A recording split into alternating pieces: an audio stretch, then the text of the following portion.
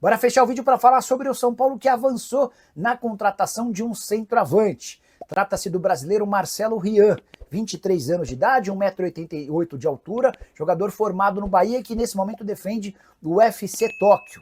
Ele pertence a um outro time japonês, o Sagan Tosu, mas foi emprestado ao FC Tóquio, onde soma 25 jogos e 12 gols na atual temporada, números bem bons, mas é importante contar que nas últimas partidas do FC Tóquio ele tem sido mais reserva do que titular. Temporada anterior também no Japão de 33 partidas, 15 gols e 2 assistências. Esse jogador surge no Bahia e enquanto estava naquele processo de transição do Sub-20 para o time principal, acabou comprado em 2022 pelo futebol japonês. Negociação do São Paulo está avançada, a tendência é que o São Paulo consiga o atleta por empréstimo, resta saber se até dezembro desse ano ou até a metade do ano que vem. O Marcelo Rian faz enorme esforço para que o negócio aconteça, ele está louco com a possibilidade de assumir a condição de titular do São Paulo na reta final de Campeonato Brasileiro e também Libertadores da América. O que você pensa sobre Marcelo Rian? Já use esse espaço para comentário, só não esquece de registrar, deixar seu like, opinar e também curtir por aqui, fechou?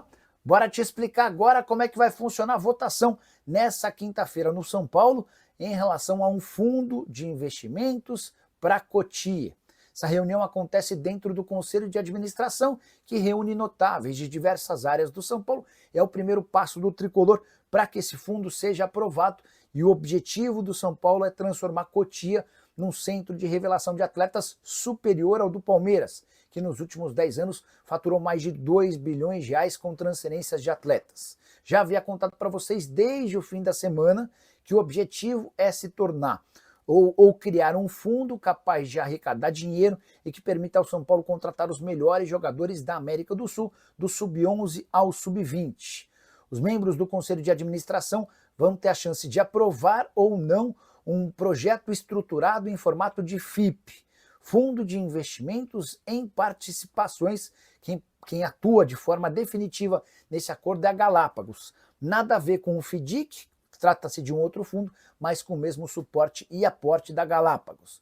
A empresa já se disponibilizou a colocar 200 milhões de reais, que serão utilizados pelo tricolor para buscar os principais jogadores dos países vizinhos. Existe uma possibilidade real de o Marinacks também fazer parte do acordo.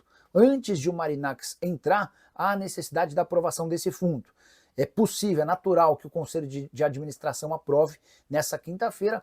No mês de setembro vai haver a votação no Conselho Deliberativo e a partir de outubro esse fundo já deve estar operando com esses 200 milhões de reais aportados. E é nesse contexto e nesse momento que o São Paulo vai procurar o Marinacks, o grego, que é dono do Nottingham Forest, do Olympiacos e também do Rio Ave, para ver se ele quer fazer valer aquele MOA, aquele memorando de entendimento que existe entre as partes e que vai permitir ao Marinacks aportar pelo menos 100 milhões de reais. A partir dessa grana ele passa a ter uma série de vantagens, como por exemplo a inclusão de pessoas da sua confiança no dia a dia de Cotia, para captação de atletas, para a condução de treinos e até para percentuais de vendas futuras. Isso tudo vai estar condicionado à quantidade de dinheiro que o magnata grego vai colocar no projeto. Se o Marinacks recuar e desistir de colocar dinheiro, o São Paulo já vai ter o fundo estruturado e funcionando com o aporte desses 200 milhões de reais da Galápagos, e ele vai buscar outros parceiros, tudo para fazer com que o perfil de atletas em Cotia melhore. Hoje o São Paulo avalia ter 75% dos atletas em Cotia de um nível C, enquanto 25% são de níveis A e B, nível A e B são níveis de jogadores melhores. Com esse aporte financeiro, o São Paulo entende que vai ser capaz de inverter a pirâmide, tendo 75% de atletas das categorias ou de níveis A e B e ficando com apenas 25% de atletas de nível C. Ó, a mensagem do Domingos, que é membro do canal do Nicola. Boa noite, Nicola. Alguma novidade sobre centroavante no São Paulo? Vamos lá. O São Paulo tem recebido muitas sugestões. O empresário ofereceu o Lautaro, jogador do Cruzeiro, que está sendo avaliado. Quem mais? Ofereceram o Carlão, que é centroavante da Ferroviária. Ofereceram um cara que chama, como é que é? Douglão?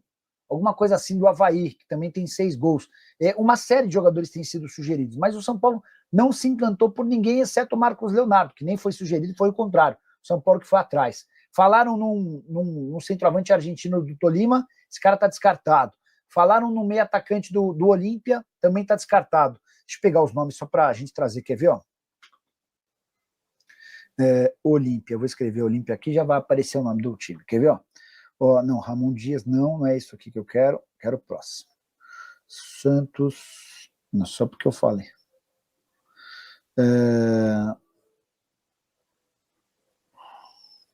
Caramba, tem um monte de Olímpia aqui, mas não é... Será que eu escrevi Olímpia com acento? Estou esquecendo o primeiro nome desse cara. Deixa eu pôr aqui, ó. São Paulo vai ter um... Deixa eu pôr Lautaro. Lautaro acho que vai ser mais fácil de achar.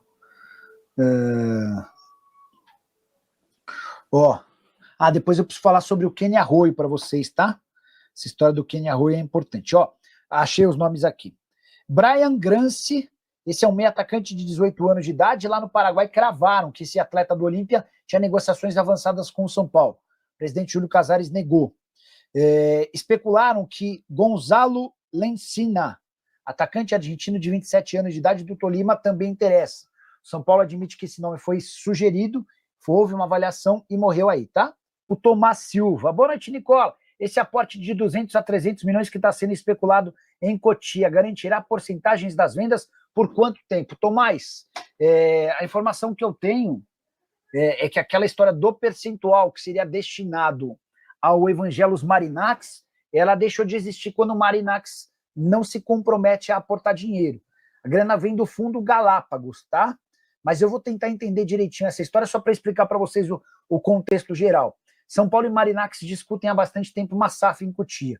O São Paulo precisou desistir dessa operação, porque para virar SAF em Cotia, o São Paulo precisaria de 75% de aprovação no Conselho Deliberativo e esse número não seria alcançado. Então, criou-se um outro modelo que não tem a ver com SAF. O São Paulo vai criar uma sociedade, o São Paulo vai criar um fundo para captar dinheiro para a base.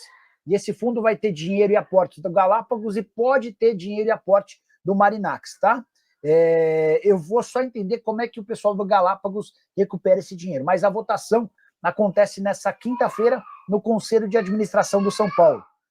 Se for aprovado no Conselho de Administração, e ao que tudo indica será, passa para o Conselho Deliberativo. Tanto no Conselho de Administração quanto no Conselho Deliberativo, há necessidade de aprovação de metade mais um dos votos. Beleza? O Silmar quer saber se o São Paulo vai contratar o Marcos Leonardo. Bora explicar essa aí. Marcos Leonardo é aquele mesmo, Thaís Santos, jogador revelado no Peixe, vendido para o Benfica e depois vendido para o Al Hilal.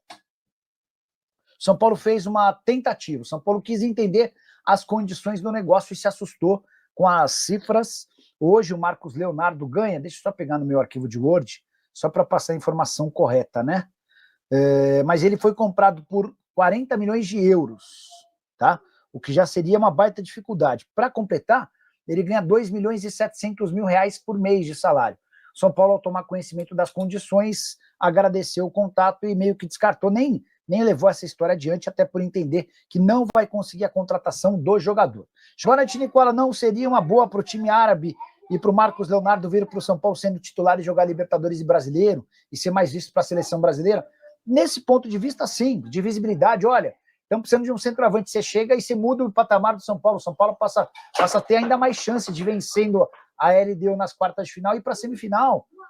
Esse é um ponto de vista interessante. E aí você vem para cá, imagina o Caio Jorge, por exemplo, começou a fazer um monte de gol no Cruzeiro, foi para a seleção brasileira. Eu acho até o Marcos Leonardo mais completo do que o Caio Jorge. Então, do ponto de vista de raciocínio, é correto. A questão é financeira. O São Paulo hoje não tem capacidade para pagar nada de empréstimo. E pior, o São Paulo precisaria que o Al Hilal ajudasse com a maior parte dos salários. O Marcos Leonardo ganha 2 milhões e 700 mil reais por mês lá na Arábia Saudita. Então, qual é o raciocínio do pessoal do Hilal? Eles vão esperar por uma proposta melhor do que a do São Paulo para negociar o atleta, tá bom?